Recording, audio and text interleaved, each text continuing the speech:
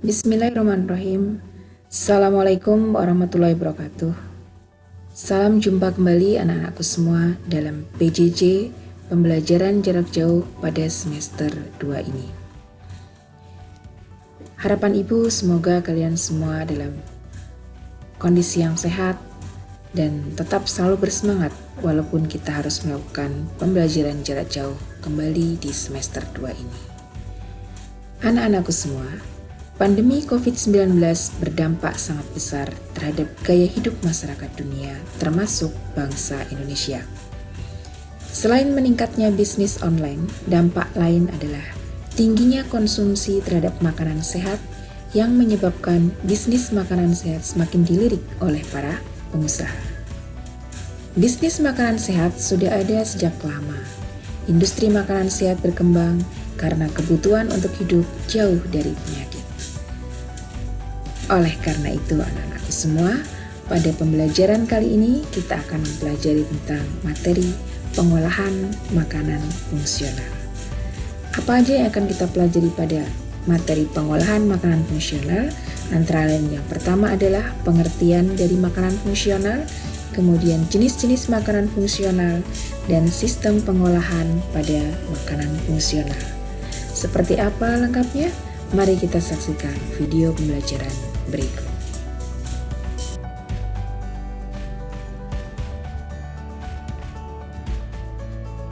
Makanan fungsional adalah makanan dan bahan pangan yang dapat memberikan manfaat tambahan di samping fungsi gizi dasar dari pangan tersebut dalam suatu kelompok masyarakat tertentu.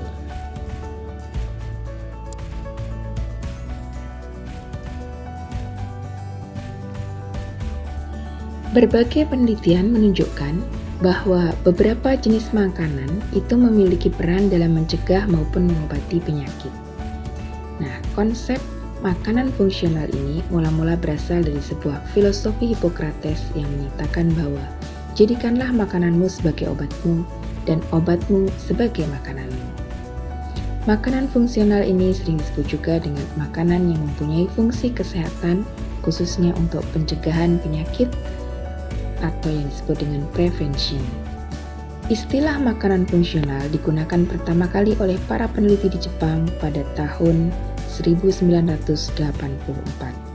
Ketika itu, pemerintah Jepang mulai memikirkan anggaran untuk kesehatan bagi lansia yang menjadi tanggung jawab pemerintah. Dan semakin lama semakin meningkat populasi lansia di Jepang, sehingga diantisipasi dengan konsumsi makanan fungsional untuk mencegah berbagai penyakit dan meningkatkan kualitas hidup dari para lansia di Jepang.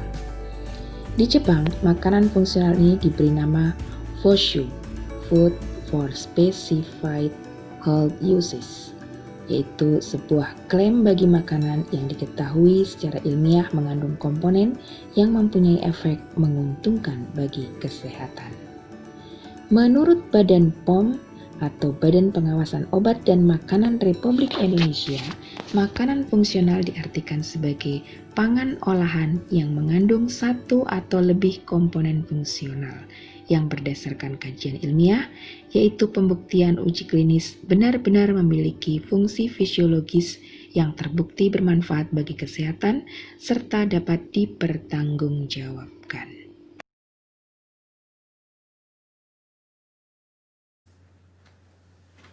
Makanan fungsional biasanya mengandung senyawa-senyawa bioaktif yang memiliki fungsi fisiologis spesifik bagi kesehatan manusia. Di antaranya mengandung vitamin, mineral, serat pangan, ataupun kandungan-kandungan baru seperti fitosterol, kolin, dan isoflavon. Nah, anak-anak, sebelum kalian menemukan seperti apa sih yang disebut dengan pangan yang merupakan kategori pangan fungsional, mari kita lihat sekarang persyaratan atau kriteria sebuah produk dapat dikatakan sebagai sebuah pangan fungsional. Ada 5 kriteria suatu produk dapat dikatakan sebagai pangan fungsional. Yang pertama, produk tersebut merupakan produk pangan yang berasal dari bahan alami. Yang kedua, produk tersebut layak dikonsumsi sebagai bagian dari makanan sehari-hari. Yang ketiga, produk tersebut memiliki fungsi tertentu, yaitu dapat memberikan peran dalam proses tubuh tertentu seperti menjaga pertahanan tubuh, mencegah penyakit, mengembalikan kondisi tubuh setelah sakit, menjaga kondisi fisik dan mental, serta memperlambat proses penuaan.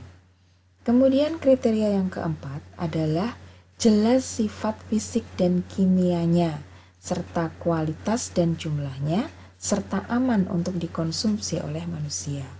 Kemudian kriteria yang kelima adalah kandungannya tidak boleh menurunkan nilai gizinya.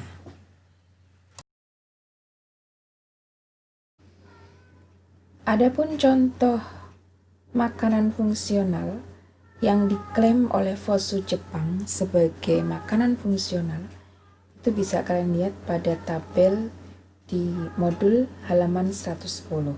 Di antaranya ada pangan yang memodifikasi kondisi saluran pencernaan. Jadi ada sebuah pangan yang bisa digunakan untuk kesehatan saluran pencernaan.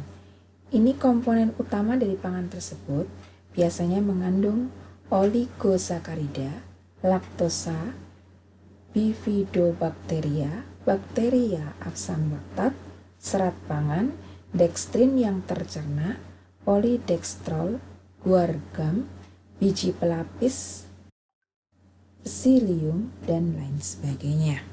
Nah, untuk lebih jelasnya bagaimana fungsional dari makanan dan kegunaannya bagi kesehatan tubuh manusia, bisa kalian lihat pada tabel di modul halaman 110 dan 101.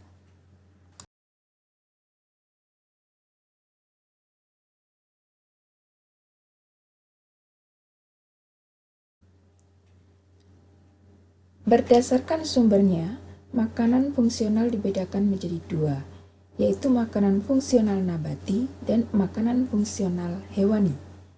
Sedangkan berdasarkan cara pengolahannya, makanan fungsional dibedakan menjadi tiga, yaitu makanan fungsional alami, makanan fungsional tradisional, dan makanan fungsional modern. Walaupun mempunyai banyak manfaat bagi kesehatan manusia, makanan fungsional tidak dapat dikategorikan sebagai obat. Bila obat berfungsi untuk mengobati suatu penyakit, maka makanan fungsional lebih berfungsi kepada pencegahan, penurunan, dan atau perlambatan terhadap suatu penyakit. Indonesia memiliki keragaman hayati yang sebagian diolah secara tradisional menjadi jamu atau obat-obat tradisional. Dan saat ini sebagian sudah mulai dikembangkan menjadi makanan fungsional. Baiklah anak-anak semuanya, sampai di sini pembahasan kita tentang pengertian, kemudian manfaat, dan jenis-jenis makanan fungsional. Setelah ini kalian bisa mengerjakan uji kompetensi sebagai bentuk untuk mengukur apakah kalian sudah menguasai materi ini atau belum. Begitu anak-anak semua, tetap semangat belajar. Berjumpa lagi dalam pembelajaran berikutnya. Wassalamualaikum warahmatullahi wabarakatuh.